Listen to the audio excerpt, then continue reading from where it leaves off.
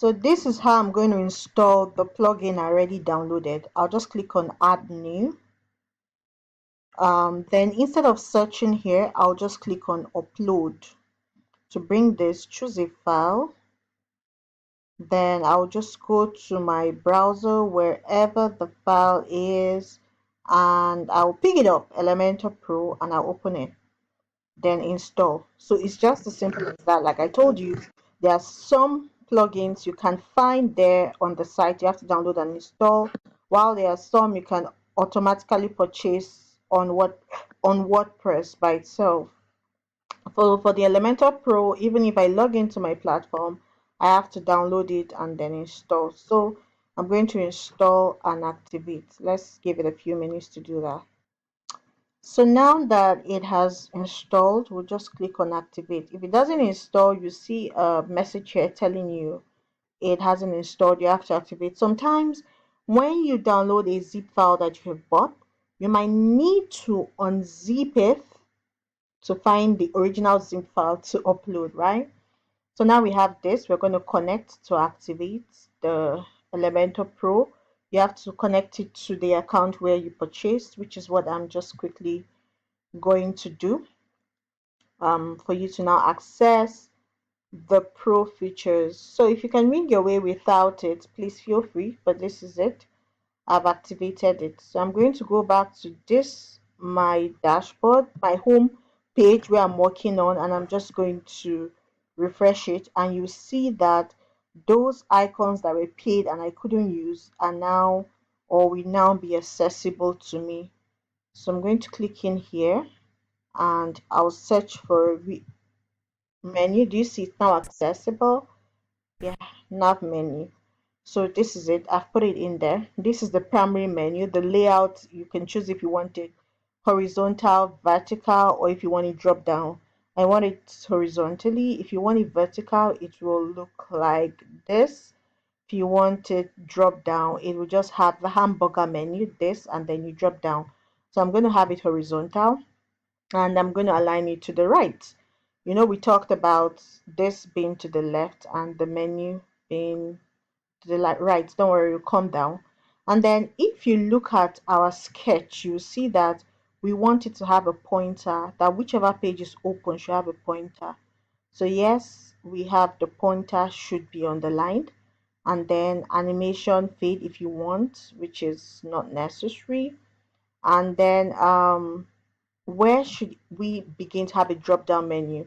So for example, this screen is so big that when you get to a phone, you don't want it to be like this. So we say from tablet and downwards. So align hamburger, and then we'll update. So this is the menu. Now this is in a web on a website, like on a PC or on a laptop. I want to see how this is going to look on a phone and tablet. So I'm going to click on here, responsive mode, click on it. This is a laptop, this is a tablet. This is how it's going to look. Now this is where it is at the center. I want it to, you either have it aside or at the center. So you have this hamburger menu to your right, so you can have it here, the toggle assign.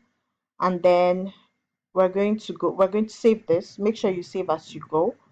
And then we go to our mobile menu to see if this is it. Now for the mobile menu, we want it at the center because this is how it looks. So we're going to just save this. Do you see that? So for the mobile menu, I think the logo is too much. I'm going to click on the pencil. Remember, we're still in the mobile menu, and I'm going to just change this to 300 and apply to see how it looks. It still looks the same way, but the resolution is low. So let me just leave it at 500. I will request for a better, a high resolution image that I can resize to still have a clearer view, and I'll just update. So this is how our menu will look like. So we like the alignment for laptop, for tablets. For tablets, we wanted it at the extreme. Yeah. Now I needed to know something, that when you change something from the home page, it goes across board, but if I change from the tablet, it also goes here to affect. But if I change on the mobile, it's supposed to just stick to the mobile that way. Okay, so this is it. Now on this icon, I am this logo has its colors. This brand, they have their colors, and you want the colors to maintain across board. You don't want it to have this green gray. It doesn't look nice. Maybe nice for some people, but maybe not nice for the brand. So you can either style it individually. This menu, come here and style it. I'm going to be showing you how. Or we can go here and click on site settings. Under site settings, we can actually style the many areas of the website. For example, the global colors, the fonts we want to use, the typography. So first, I'm going to work on the typography. The typography, I'm going to choose the typography I want. I'm going to use the family of Mons, um, Montserrat. Montserrat, yes, this is the family I want. And the weight is going to be default. Everything is going to be normal. And I'll just update this. Okay. Then the colors, I'm going to use red. I'm going to use red for header 1, or maybe green. I'll be sure, I'll check later. The color, the links, should we have them red? No, this is link. This is header 1, this is header 2, header 3, header 4. I'm going to show you how to do that on the individual spaces, but let me just get some general colors in effect. So these are the headers, and I want the headers to be this shade of green, which is the shade on the logo up there. So I'm just putting all the colors of the headers to have the shape, and then I'll save. Now for the link color, I think this red is too sharp. Let me just make it a little bit not as bright as it is, and I'll update. I'm not doing anything on the hover. Then I'll go back. Another thing I want to change is the global font. The primary font, like I said, I want Montserrat. Every other thing here looks good. My secondary font, I also want Montserrat. Sorry, I made a mistake.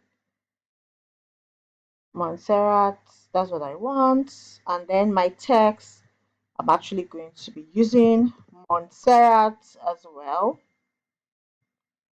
And my accent, I'm also going to be using Montserrat. And yeah, I will just save it. So this is the fallback font, which is sans serif. I'll go back, and then my global colors. So my primary color is going to be that green I told you about. My secondary color, I'm actually picking my colors from here, this brand kit, what we have here. So I'm going to pick my secondary color as this one, this reddish color, 9F3827. Mark the hex number, 9F3A27. So we have 9F2A37. Yeah. And then my text is going to be black, or my text. And then my accent is going to be yellow.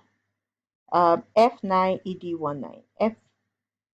F9ED19.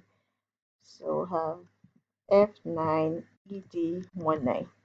Yes, and then I'll update. So if you see it, you can see what is happening here and know if you want to change it or not. So this accent looks too bright to me since our page is black. Since our page is white, so I'm going to change it to that green color. This is the accent I want. Then the text, I can make it a little bit not too dark, and so we have that as the accent. So the accent goes on there and to some critical aspect, or I can use the blue. It's not shouting, this blue, which is this. 17558D. So I'm going to go 17558D. Okay, yeah, I think it looks better. So this is it. Don't worry, you're going to see the other display of other colors as we go along. So that's the global colors, and these are the global fonts that we've chosen. And then another thing we want to change is maybe the buttons. The buttons. So the buttons of the sites, um, background button, the color of the button. So this is the background type. We might want the button to have this green color and the text to be white.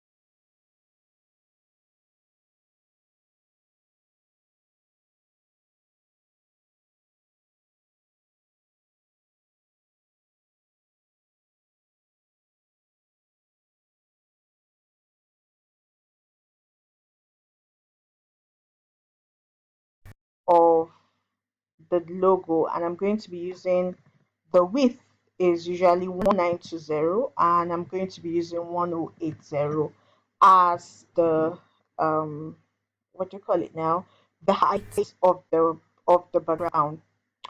So this is what it's going to look like, and I'll just go to it's I'm still going to use a white background, right? But I just want it to not be plain. I want it to have a shape.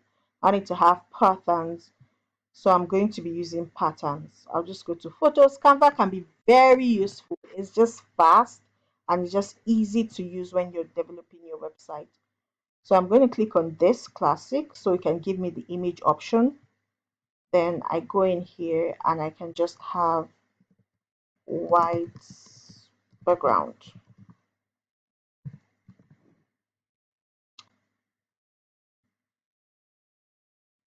So there are quite a number of white backgrounds here.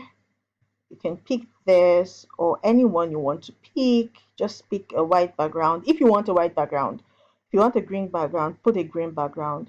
I can also use this that is not exactly white but has those edges and set as image background. I'll just delete this, and you can just scroll through to see if there's anyone you want. So I'm going to highlight this so that the edges are not too